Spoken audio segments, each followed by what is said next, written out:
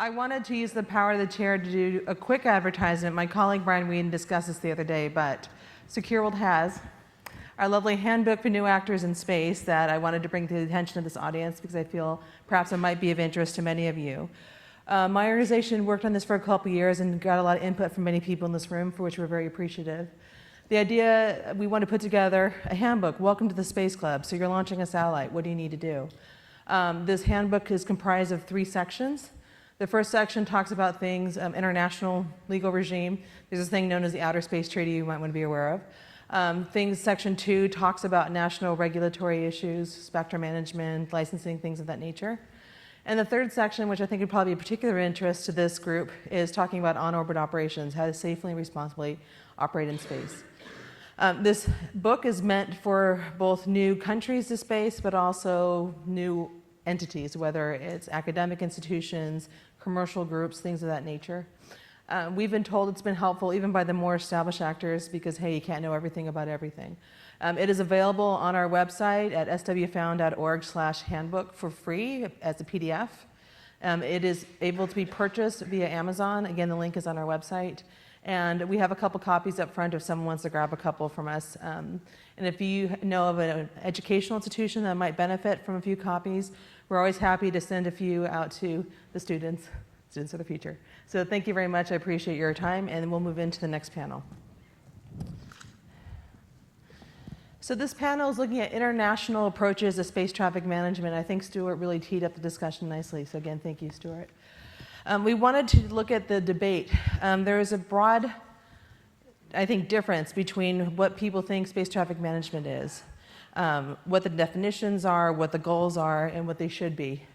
So we were hoping this panel would discuss multiple potential future scenarios for space traffic management, their implications for civil, commercial, and military use of space, and what steps can be taken to move towards a more pragmatic space traffic regime.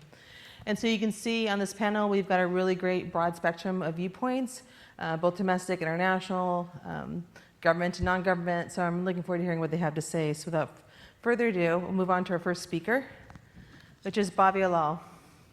Bhavya Lal is a research staff member at the Institute for Defense Analyses, Science and Technology Policy Institute, a federally funded research and development center, where she leads independent and objective studies and analyses in space technology, strategy and policy for the White House Office of Science Technology Policy, NASA, ODNI, FAA, and other federal agencies. She is currently co-chairing a National Academy of Science Committee on Radiation Effects Testing for Space Missions, and was previously vice chair and member of NAS committees on achieving space goals with CubeSats and 3D printing in space, respectively. She is also serving on the NOAA-FACA Advisory Committee on Remote Sensing, as well as the UN Committee on Space Research, COSPAR, to develop an international scientific roadmap for small satellites. So with that, Bobby, you have 5 minutes. Thanks, Victoria. Can you hear me? So I'm going to I want to talk about 2 things in my allocated 5 minutes, toothbrushes and elephants. Do we have a clicker I had a couple of slides to throw. Yes? Oh, podium, sorry. I think this? I find that the definition, Victoria posed the question about the definition, and it came up in the previous discussion, and we've been talking about it the last couple of days. I find the definition of space traffic management, or SSA, sort of like a toothbrush.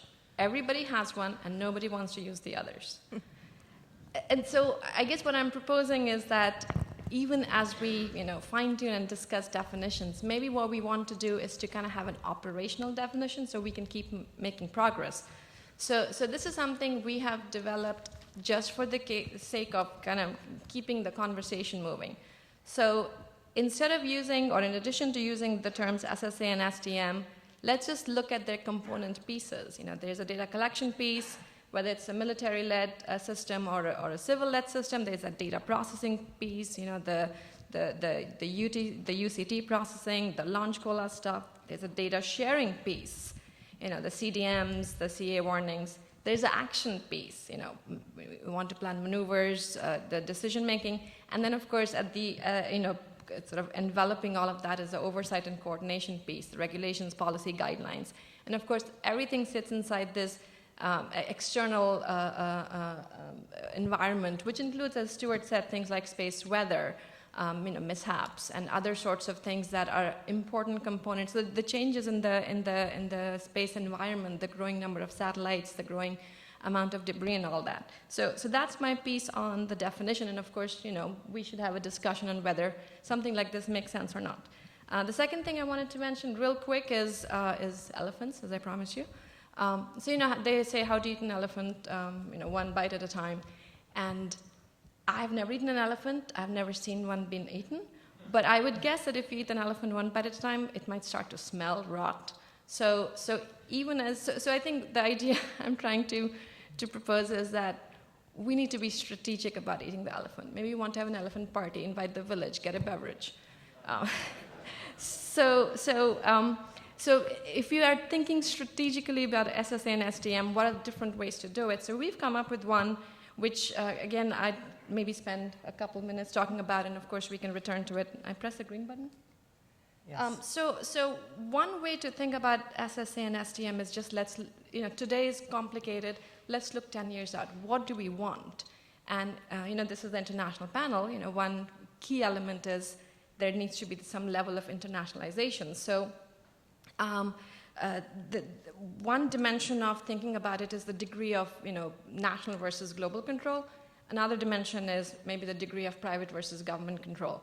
And again, there's probably many, many other dimensions, but for the sake of simplification, those are two good dimensions. And with those dimensions, there are several different options that you could be talking about with respect to scenarios. So one is the current DoD, the U.S. government-led system, gets expanded. And again, we don't need to get into the arrows and the colors, but the idea is that it's an expansion of the current U.S. government-led system. Another one is that the SSA system is led by private entities, possibly U.S.-based. A third scenario is possibly that it's a globally governed SSA system where there's an internationally governed governmental organization which is the central repository of both data and decisions. And the last one is that each country, there's sort of individualized SSA systems centered in each country, and of course this becomes more and more feasible as the price of SSA drops. So I just want to throw those out as possible endpoints of a discussion. The idea is to kind of stay between plausible and uncomfortable, and if that spurs discussion, that's what we want to have done. Okay, thank you. Okay, next we have Wing Commander Stephen Henry of the Royal Australian Air Force. He joined the Royal Australian Air Force in 1995 and graduated from the Australian Defence Force Academy in 1997.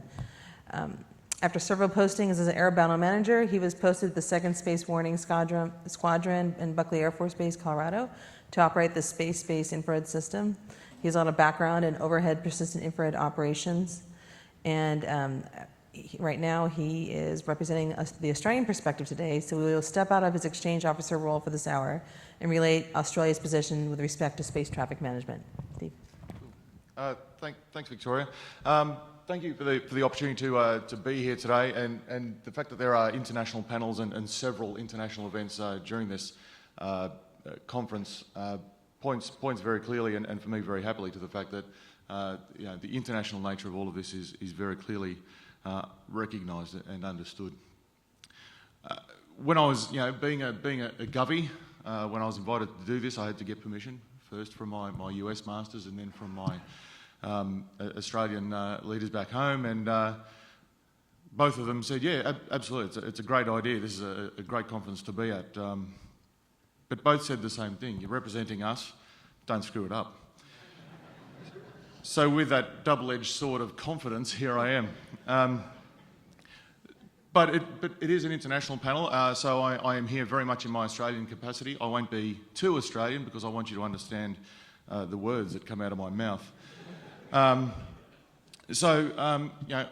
Australia believes in all environments in a rules-based global order. That's on the seas, in the air, and that extends to space. So to that end, Australia promotes the initiatives that support that and participates actively in those at a government level.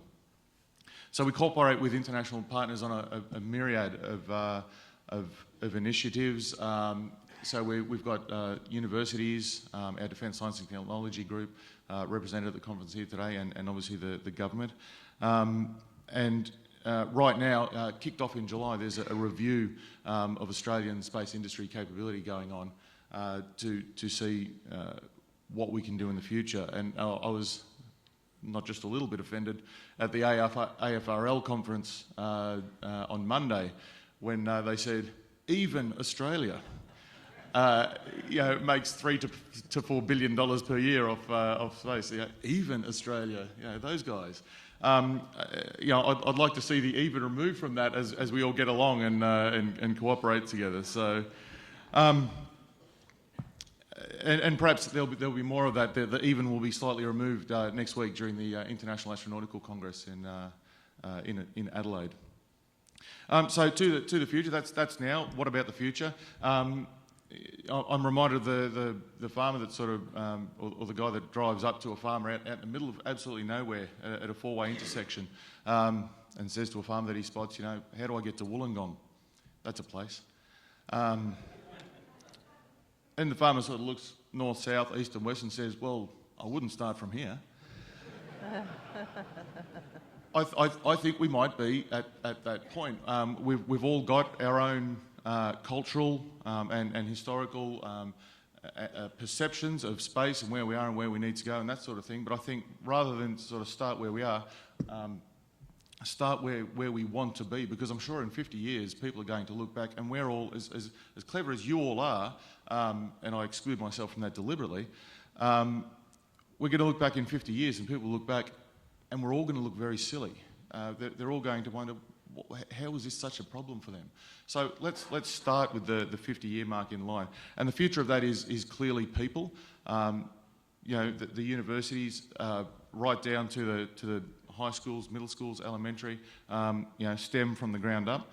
So academic collaboration is critically important, which we're already doing on an international scale and with all countries. There's no potential adversaries when it comes to a lot of this stuff already, which is great. But keep in mind that the rose-coloured glasses have to come off a little bit, and the idea that if you think that everybody's just going to get along in space and we're going to launch these amazing things and do all of that, and everyone's just going to get along, then you probably haven't been paying attention to the world more broadly. I mean, MH17 got shot down in airspace that we manage internationally. So things will go wrong no matter where we go. All we can do is try and set up a system, a space traffic management system or whatever we call it, that will encourage international dialogue, cooperation, that sort of thing, because before too long it's going to be easier to hide a basketball, if not already, anywhere on Earth than it is to hide it in space. So there's no hiding, everything's going to be seen, and the more that we can put that information to good use, the better. So I guess the last thing I'll say is that even Australia is involved in this, and I would like the next space debris problem to be one where you can't get around Australia without tripping over a telescope or an academic or an investor or something like that. So let's crowd Australia with space traffic management, SSA, whatever you need in the international community to get the job done. Thank you. Our next speaker is Lieutenant Paul Chodashevich. Since 2014, he has been working in the field of space technology, initially in the Inspectorate for Implementation of Innovative Defense Technologies, 3 years in the Space Technologies Division, and now as Acting Director of Defense Projects Department in the Polish Space Agency. He is responsible for new technologies reconnaissance, arranging surveys, studies, and Polish involvement analysis in a number of space areas, as in SSA, Earth observations, SATCOM, technology harmonization, etc. And this is both at the national and international levels. Furthermore, he is the national delegate to the EU GovSatCom initiative. Paul? Thank you very much, Victoria. My name is Chodosiewicz. You have to notice that. It is easy to pronounce in Polish, but not in English. I know that. I tried. First, I would like to thank the organizers of the AMOS Conference for inviting me here as a panelist speaker. I'm honored to be here with you. The Polish Space Agency was established in 2014, but Poland has been a member of a European Space Agency since 2012. Since that time, we are working hard to be known as a reliable partner in the space domain. That's why in this year, we have published our national space strategy. It has become a fundament to develop a Polish space plan that should be implemented not later than January 2018. In the near future, Poland wants to have some satellite devices, some satellite systems in the space, in particular to have a national optoelectronic or telecommunication capabilities. That's why one of the main goals in the space strategy is that Poland should develop new space observation capabilities in the domain of space surveillance awareness. If it's possible, now I would like to share with you one slide. Over Can you pass here. it on? Yeah. It shows the geographical distribution of our 19 objects. Sorry. I have a problem with my device. It's not easy to speak when you are from Poland. Yeah. Really? I have another device? Sorry for the distribution, but you have seen that we have 90 devices, optical devices, and one laser system which are located all over the world. And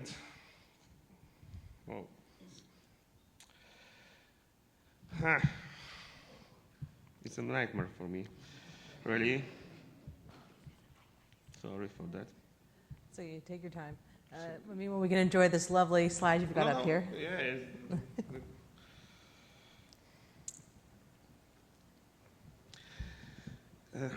While you're looking for the slide, Those. I just no. want to say while you're Okay. looking, our friend from Australia mentioned, only Australia. Remember when Skylab fell in Western Australia, they fined us $400. So, for debris removal fee. So yeah, it isn't only Australia. Did we ever pay that?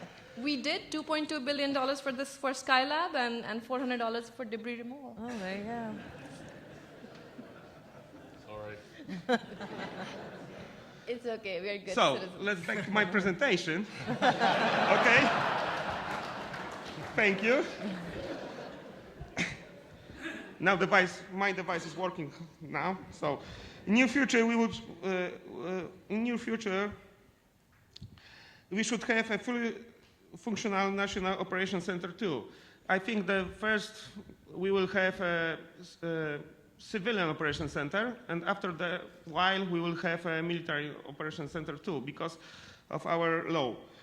To have as much accurate data as possible, Poland have noticed that without the cooperation with other nations, with a longer practical experience in the domain of SSA, SST, the building of our national capabilities would be much harder.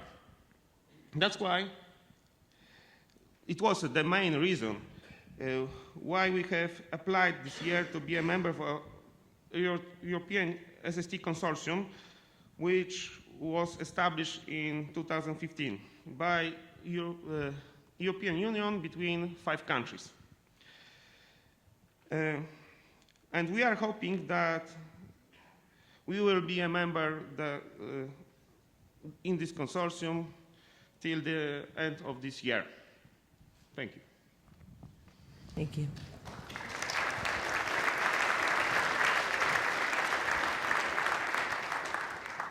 Okay, next we have Uwe Wirth. He's the Director of Operations Civil of the German SSA Center in Germany and Deputy Head of the Department of Space Situation of the German DLR Space Administration since 2001. Within the recent established framework for space surveillance and tracking support of the European Commission, he is directly responsible as the head of the German delegation to the steering committee. In 2010, he was responsible coordinator for the European technology policy and head of delegations to ESA International Relations and Technology Harmonization of the DLR Space Administration.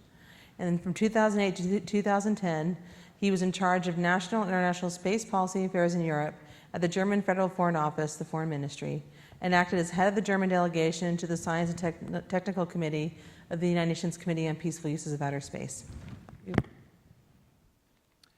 Thank you very much. Aloha to everyone. Mahalo to Maui Economical Development Board, and thank you to Secure World Foundation for inviting me as a representative of a really small country and a small contributor so far to space pollution. Letting me speak here on this panel, and since I'm German, I would like to warn the audience that I won't put in too many jokes and humoristic parts in my speech, since this is against of the nature of us Germans. So, thank you. So, let me start to what we are thinking about what space traffic management is. A few seconds on the situation in our country. We have started to talk about space law. We have no space law, unfortunately, in German, which on the one hand makes it easier because we can be creative in the future to contribute with our thoughts to an international discussion on space traffic management. On the other hand, as a director of an operational entity as the SSA Center, it makes it really hard to talk to spacefaring entities how to behave sustainable with the space infrastructure and their plans in regarding of setting up space infrastructure.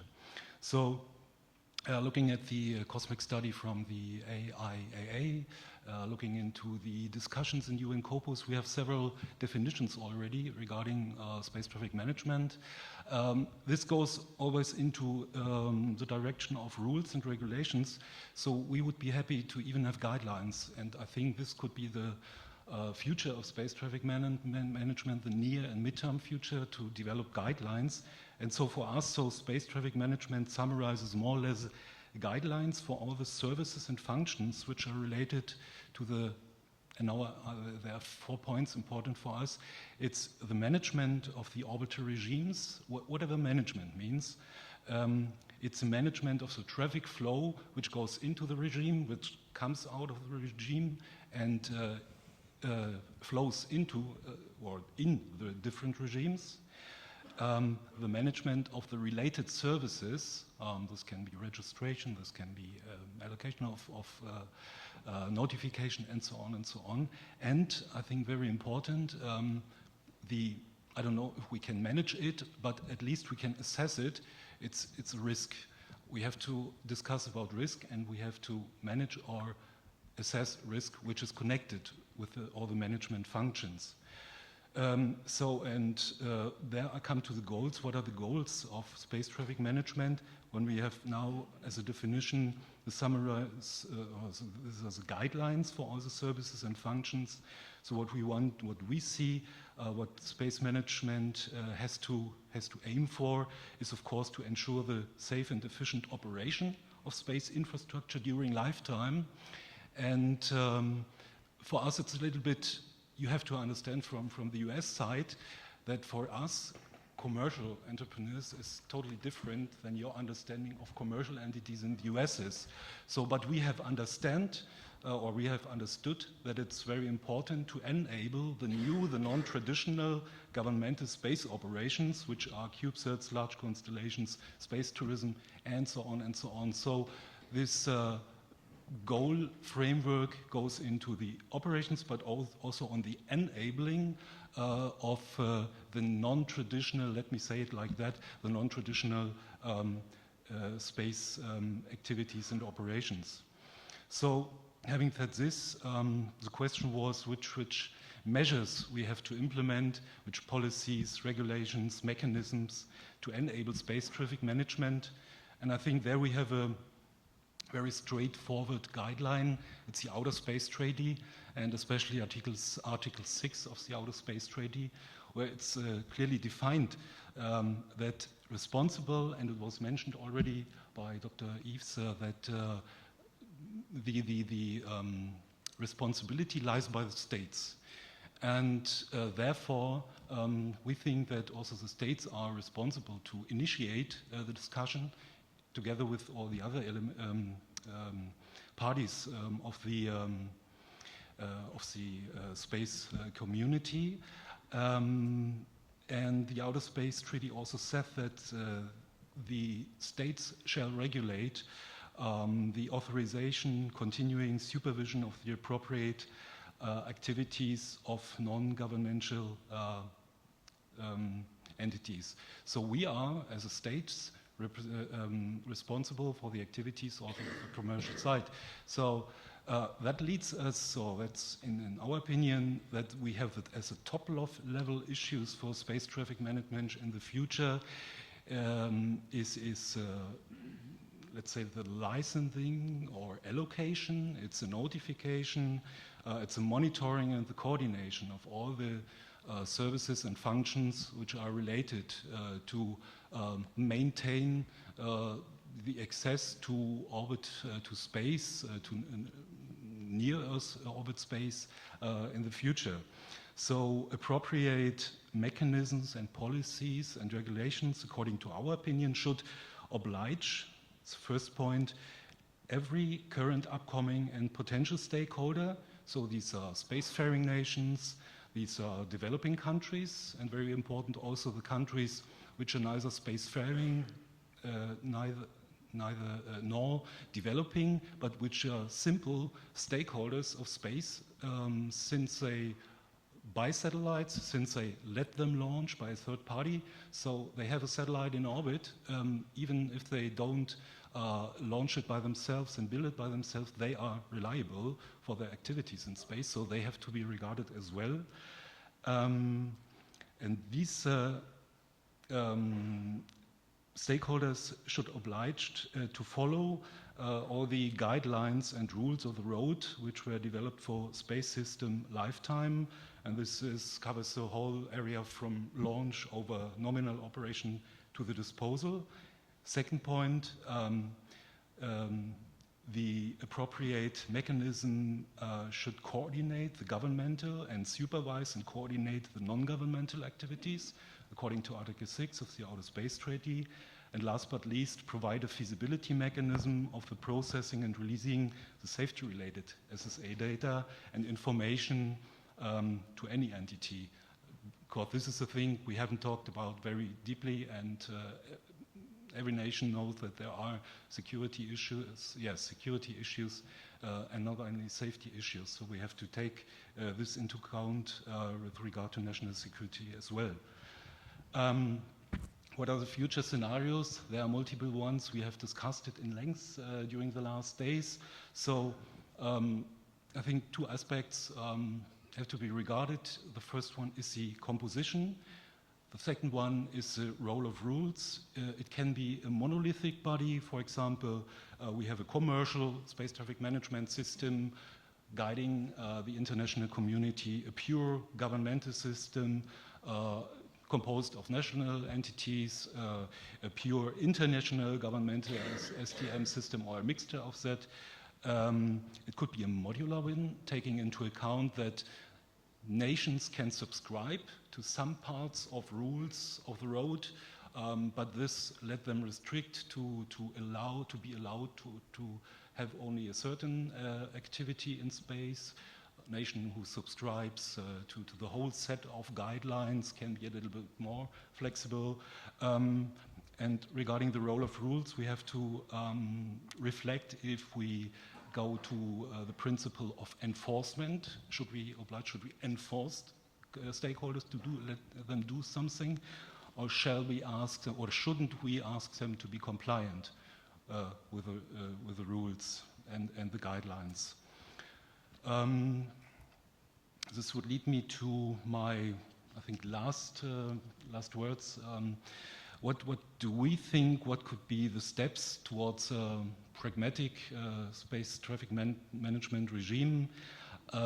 According to my opinion and according to my experience, I'm an engineer, so 80% of my heart beats for technology, of course, but 80% of my work is related to the strategic level to discuss political issues.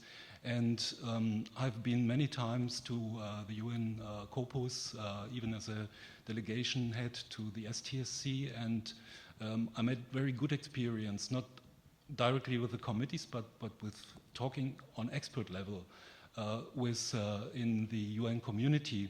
So what I can imagine, and on my wish list for next year would be, for example, that STSC inaugurates a working group where we, the experts, collect representing our country and discuss about regulations, about best practices, industry standards, assess the current authorities which exist, review the current treaty requirements, assess existing government assets for STM and SSA, and so on, associate, assess the risk which are associated, and then on expert level, try to develop a stepwise approach, a roadmap, define a scope, a framework, define some milestones, report it back to the STSC, report it to the legal subcommittee, to the fourth committee, to the General Assembly, and coming back to the experts. So that would be my wish list, where we can continue to enable in the future international space traffic management regime. Thank you for your attention. Thank you.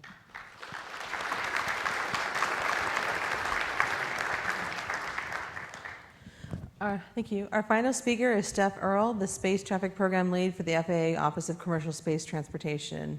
As a space transportation industry analyst, he formulates, designs, and develops and administers a variety of space programs and studies to facilitate, encourage, promote, and regulate commercial space transportation activities by the United States. He currently leads the FAA Office of Commercial Space Transportation Space Traffic Program, where he provides advice to senior leaders, develops multi-layered options for space traffic services, and coordinates with interagency partners. He's an expert in space operations with experience spanning 26 years. And as a senior military representative in the President's National Space Policy Action Teams, he was key in establishing the foundations for the cutting-edge changes in national space policies on space traffic management, situational awareness, and collision avoidance. Steph? Thank you. So aloha, everyone, and I have to start off by saying mahalo nui loa to our Maui family. Thank you so much, MEDB, as well as Secure World Foundation. It's always like coming home when I come back to Maui. So my wife is from Lanai, which is right across. If you go outside, and you'll see the Molokini crater, and then you'll see Kaho'olawe, and then to your right, north, you'll see the island of Lanai. And so we come back here often, and it's very nice to come back. And I love my ohana on Lanai. It's only about 3,000 people on Lanai, which is about roughly a little smaller than the Air Force Academy, one of my alma maters. And I feel like I'm there when I'm there. There's a lot of commonality.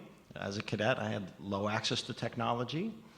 On Lanai, we have low access to technology. My kids are satisfied with a ColecoVision, and you can bribe them. When I was a cadet, I had upperclassmen, and when I'm on Lanai, I have in-laws. And so, but I love them to death. I can't be sure any of them have snuck in here, so I do love them to death. But I am from the FAA, Department of Transportation, and I have a public service announcement before I continue. So if I confiscated your green laser, you can pick it up at the front door on your way out. So a reminder that 5 millimeters or 5 milliwatts is the limit for a green laser. At our star party last night, those lasers were very bright, beyond pointers. So just write down on paper, I will not blind aircraft during the AMOS Conference. You'll get your laser pointer back. So, but from the FAA, Department of Transportation, that's where I'm from. We are the Office of Commercial Space Transportation. We were established in 1984 under the Reagan administration to administer commercial launches. And so our responsibilities are twofold. So as Victoria already said we ensure the public property and national security interests and foreign policy interests of the United States for commercial launch activities and reentry activities, but we also encourage, facilitate, and promote the U.S. commercial space sector. And that's different from the rest of the FAA. The rest of the FAA, which does primarily, well, does exclusively aviation, they do not have an encourage, facilitate, and promote role, but our office does. And we were moved into the FAA in 1996. In addition, the FAA is primarily controls the national airspace and has some oversight over the oceanic areas. The Office of Commercial Space Transportation, our role is global because our mission falls out of the Outer Space Treaty. So we have had launches across the globe, just a few. So we've already licensed 310 launches. I think it's probably 311 by now. Of those, 36 were sea launches. We had a Pegasus from Spain. We licensed a couple launches from the Marshall Islands. We 2 launches from Woomera that we've licensed, and then recently a launch from Bahia Point, New Zealand. So our office oversees commercial space activities around the world for the United States. Our mission, we think, is expanding and on orbit. And that's what we've asked Congress for, that authority. Within the administration, we've discussed this, and on the executive side of the United States government, we've kind of come to a conclusion that it's time for a civil space agency to take on some of the roles in space traffic management. And so when I talk about space traffic management, to me, the program, it's very big. When we look at air traffic control, everyone just thinks air traffic control, and it seems so simple. Well, there's approach, there's departure, there's en route, there's ground. There's all these different elements of air traffic control. The same thing with sea control. There's ports, there's en route. There's all different types of control. And space traffic management is the same. Under space traffic management, we have space traffic services, which is what we're primarily talking about when we talk about a transfer from the Department of Defense to the Department of Transportation on those types of safety services. But there are also space vehicle design and operations safety and launch vehicle design and safety operations, as well as the preservation of the space environment. So all those things kind of for us roll into space traffic management. Some of them, like space traffic services, are the services that we give out. Others, like space launch vehicle design and operational safety, that we do that today. That's already one of our missions, and that one has progressed all the way to the point of regulations. So will we see space vehicle operations move that way? I think we're at best practices. But so space traffic management, while not fully defined, and I agree with that, it has a lot of components. And as we flesh out this, as we build out space traffic management, we will refine more of those. But for us, we see our new mission, or our expanded mission, to enhance the safety of orbital space operations and the preservation of the space environment. So that's where we would add to our mission statement. And so we're currently waiting for Congress, and so we have 2 parts of our government that are working together, the administration under the executive branch saying, yes, we've talked this through, we think this is logical, we think this is the right move to make. And we have, of course, our congressional legislative side where we're waiting, and we're talking with them saying, all right, this is what we want to do. We need your assistance in the legislation. And they decide where the money goes. They decide how much money we get. And so we're waiting for all of those to go. So the future for international space traffic management, I think, is bright.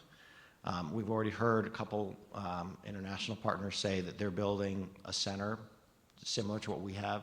And I think that what we're talking about is going to match well with what we're doing internationally. To complement our international launch portfolio, as well as our reentry, I think our on-orbit portfolio will partner with all the others. And I will say, here's an important point to remember. There are roughly 1,500 active satellites on orbit. And when we talk about space traffic services, we often think about those. But there are 123,000 accounts on spacetrack.org. So who is it using this data? Who is using this space services? It's not just the operators. It's people who plan to build. it's academics, it's industry, it's all across those. Space traffic services are provided not just to operators, they're provided across it.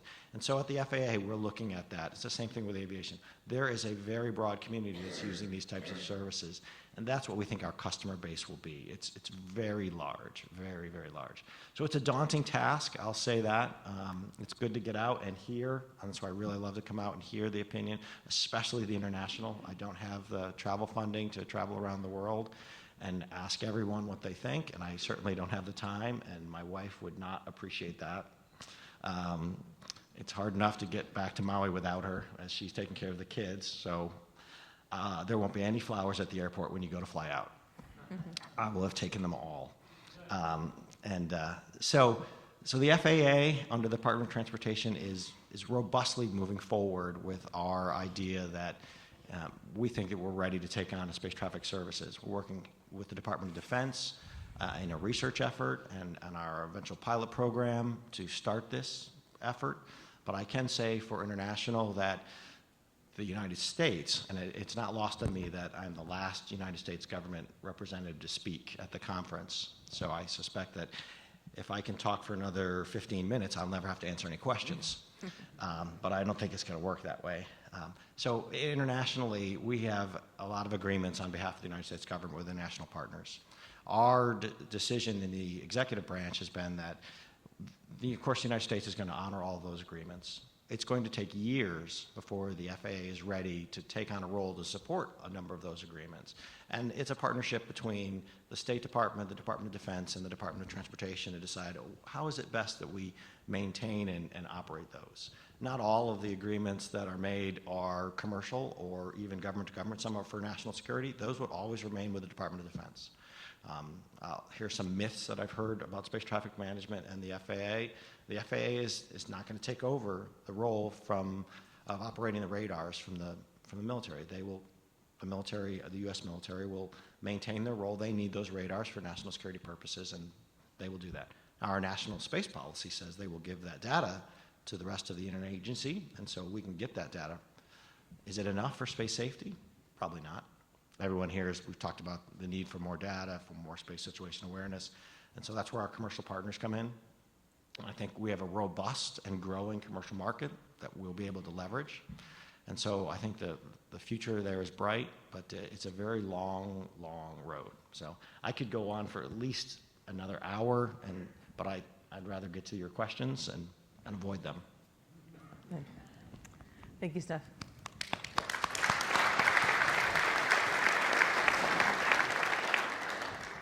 Despite Steph's best efforts, we do have time for questions. So I'd like to start with one kind of building off something Bhavya brought up about eating an elephant. So where do we start eating the elephant in this issue? What's the starting point for this huge challenge? And this can be for anyone on the panel. It looks like Bhavya might want to. Question again? Where do we start? Where do we start for international space traffic management? It seems like everyone agrees international cooperation is the way to go. How do we go about starting this issue? Well, I'll say one thing before, as others are thinking. I think we do need to really think it through, and I think a scenario approach, sort of where do we want to end up at the end of 5, 10, 15 years, and then work backwards from that, which is the desirable scenario, and how do you make sure it's the one that we proceed on? What are the drivers towards that scenario? So that's what I would say. It's sort of a little bit of thinking before we take the first step. I think we start here. We are, how many people are at the conference? I think about 790 something. We are well and truly outnumbered by people who don't get it. So I think it behoves us here who have that knowledge, who have that understanding, and that enthusiasm for what we're trying to achieve here to go home, to communicate and to lead. Go back, get the message across, and get the message to the right people. Get the ball rolling with your own agencies. I think we should, the best way, we have to look to the best practices from the aircraft or from the maritime and take these, the best practices, we have to put them to the space. And after that, I will I think that we will have a very good working mechanism in space. So the question itself was already answered by my previous speakers. I would like to extend the question: how do we get all the nations on board, which are not here, which are not discussing? It's as important, because it's one nation would be enough to stop the whole process, which we are thinking about. So we have to get them all on board. Everybody's looking this way. So I think we're on our way to international STM. We have a number of fora. We have UN COPUOS. We have IADC, where we're expanding our IADC role to look at mega constellations and other areas. What we need to develop are those best practices for space traffic. That's exactly what I think we need. But there are a lot of issues that we're still not addressing, and I think as we tackle them one at a time, they will come up. So mega constellations, small sats. Obviously, the 25-year rule has come up repeatedly over and over and over again. Those are the types of things that we'll have to agree on as we move forward. Obviously, no single country is going to come out and say, we're going to change the 25-year rule for our country if no one else will. And so I think that internationally we have to have those agreements that say, this needs to be adjusted or this needs to be implemented, and then as we do today, each country will implement those that they can, and that's exactly what we do in the United States. We take the debris mitigation rules and then we implement them through national procedures. That's exactly the same way I expect international space traffic management will go. We'll come up with best practices and agreements, and then we'll implement those nationally. Thanks. Step out the idea of the international cooperation and discussions. We're so pleased to have our international partners here, but the discussion is a discussion amongst like-minded nations. Does the fact that we don't have countries like China, like Russia, even India, who are major space players, and yet, let me say, have different perspectives on a lot of aspects of space policy, does that affect the effectiveness of any kind of space traffic management discussion that we have here? And if so, how do we get them involved in the discussion?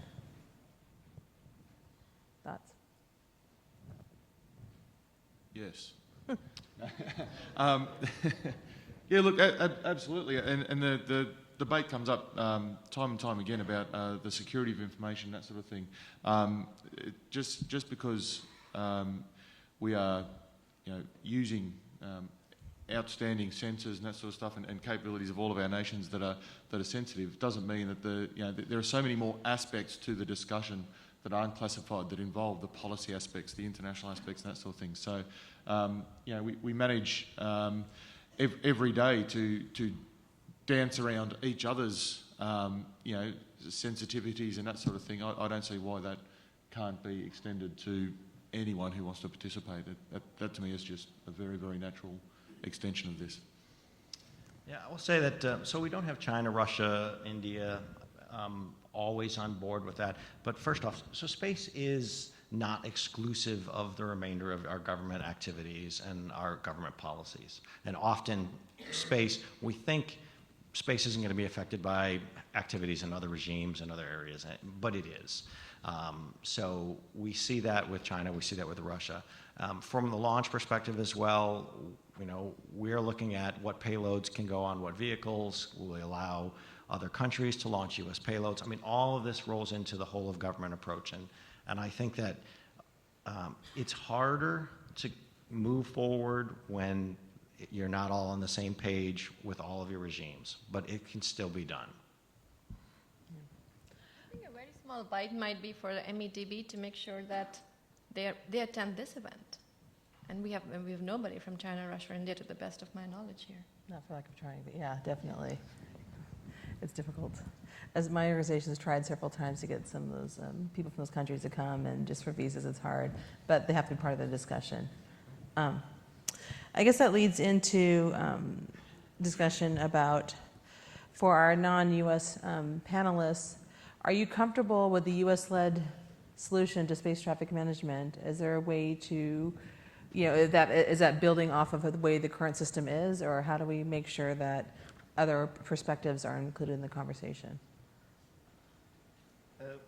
As a Poland, we want to deal with you because we want to establish some relationship between our countries.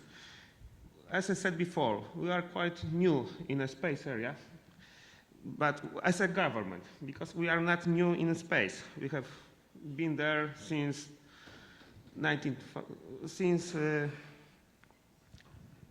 1950. But we want to establish new relationships, and we want to share our knowledge with you, with our nations, because without collaboration, without cooperation with other countries, we'll have to do a very hard job to be in the space. And as I said before, Poland wants to be a partner for other nations, especially for USA. Thank you. Other thoughts? On the political stage as well as on the tactical level, I see from my day-to-day task as Operation Director of the SSA Center, it's so essential to have you from the US as a big brother on our side. You're the most experienced nation regarding SST, regarding the vision on space traffic management. You have the resources to improve technology. You have the willingness to include international community. We, together with, I think, Japan and France, we are very, very glad to join you at different occasions. If it is gaming, if it is tabletop exercising like Global Sentinel, it's such an important experience together with your countries, with your accompanying countries like Australia, New Zealand, UK and Canada, to have the opportunity to talk with those guys who are for decades now in a very well-working mechanism who starts and encompasses all regimes from the political, strategical, over the operational to the tactical, daily business. That's where we can really learn from, but we are growing, of course. Like children, we are growing. We want to get hurt, and we are hurt. Thank you for that. So I think it's really a great opportunity to see how the engagement of especially also the United States in this regime evolves, and we will be happy to contribute to your efforts. Yeah, look, I think US leadership in space is a given for Australia, but you know, obviously you can't lead without anybody to lead. So just you know, for us, just going, oh, the US are going to lead, it's all good, is not the right answer either. We have to be active participants in that process. Just, you know, there's a big difference between leadership and just letting the US go and do all of the heavy lifting. So yes, absolutely. US leadership in this realm is where we're looking in cooperation, but also to be very active participants in the process, not just, you know, going along for the ride. And I think there's models in other areas. You know, Brian Whedon's dissertation talked about how GPS has, you know, both lessons and cautions for this area. So I think it's worth looking at other domains and learning that. We have time for just maybe one more question. I'd like to end on perhaps an optimistic, idealistic note. Bobby had discussed 4 different types of scenarios for possibilities for space traffic management. 1, kind of maintaining the status quo with the US government provided. 2, looking at a commercial solution, entirely commercial solution. 3, having some sort of intergovernmental organization in charge. And 4, having individual nations doing it. And I'd just be curious to know from the panel, or perhaps there's some other solution that was not brought up in those 4, but idealistically, where would we like to go? I think Steve brought up you can't figure out where you're going to go until you know where your endpoint is. What would be an ideal way of having space traffic management? And this is, again, for anyone on the panel. I'm not going first. Oh, I guess I just did. Yeah,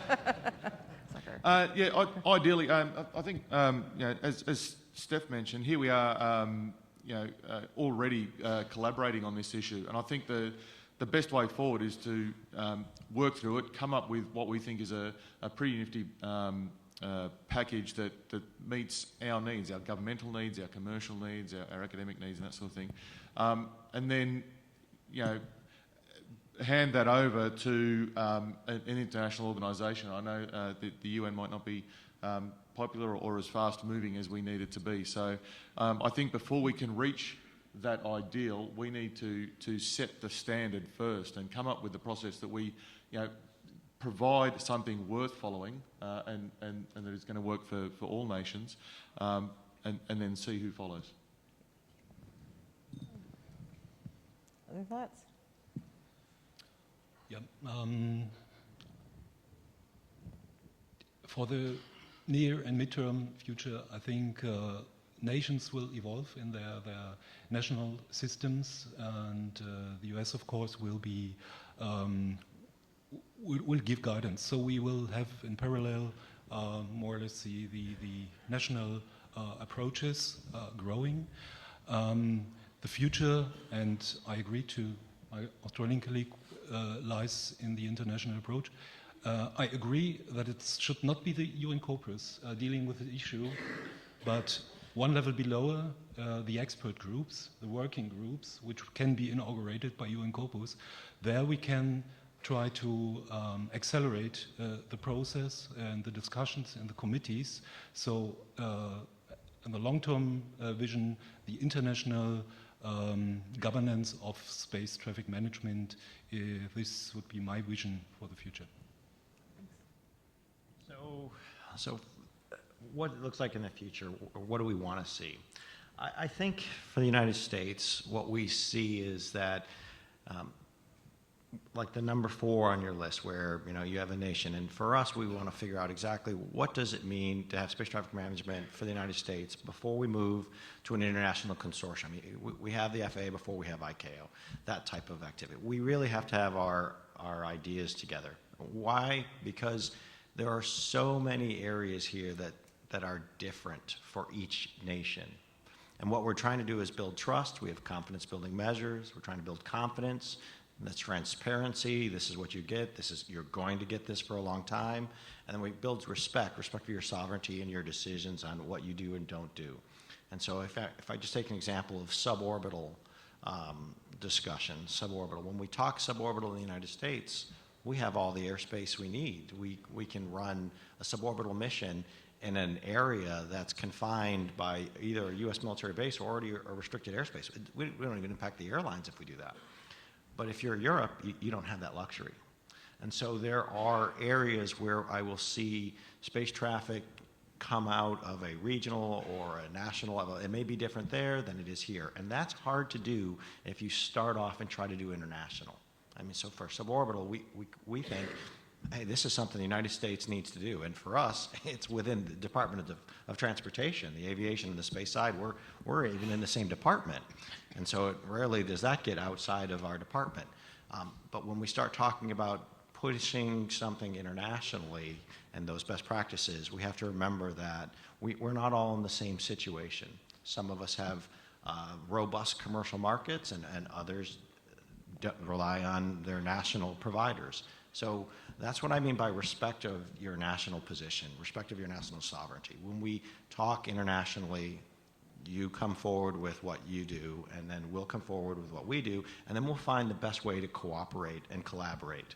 And I think that's where we're going. And so for the United States, we're still working internally on how we're going to do our part of this. And so we're trying to be transparent with the community so that they know what's happening. But we're going to get our act together a little bit, and we're going to figure out exactly, and then we want to come forward to like-minded nations and figure out what's the best way to collaborate so that we have all the safety we need, we have all the partnerships we need, and we have all the collaboration that is required, because while we have our sovereign needs, we're operating in a common environment. That's good. Well, that sounds like a good way to end, respecting national needs and sovereignty while pushing for an international collaborative approach. No way we can lose on that one. Please join me in thanking this panel for a fascinating discussion.